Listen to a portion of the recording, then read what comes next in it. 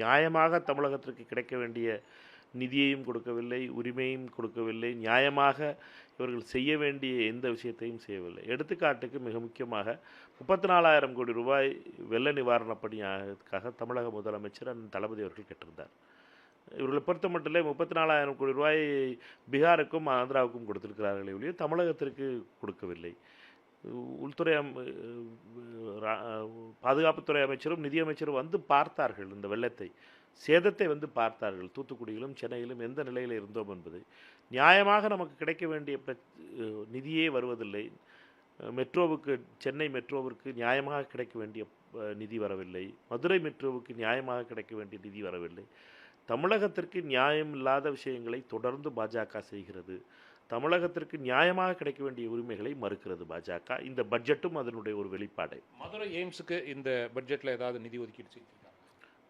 Budget காகிதங்களை பார்க்க வேண்டும். Budget பொறுத்த மட்டிலே 18% மதுரை எய்ம்ஸுக்கான நிதி மத்திய அரசு கொடுக்க வேண்டும்.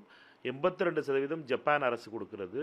அந்த 18லும் எவ்வளவு இதற்காக ஒதுக்கி இருக்கிறார்கள் என்பதை நாம் பார்க்க வேண்டும். இவர்களை பொறுத்த மட்டிலே வெறும் வாயிலை வடை சுடுவது என்பது இவர்களுக்கு பழக்கமான விஷயம். எய்ம்ஸை பொறுத்த மட்டிலே ஜப்பான் அரசுடைய 82% பணத்திலே அந்த கட்டுமானப்படி நடத்தப்பட போகிறது என்பது நாம் அனைவருக்கும் தெரிந்ததே. மத்திய அரசு தொடர்ந்து தமிழகத்தை வஞ்சிக்கிறது என்பதற்கும் மதுரை எய்ம்ஸ் மிக முக்கியமான எடுத்துக்காட்டாகவும் திகழ்கிறது.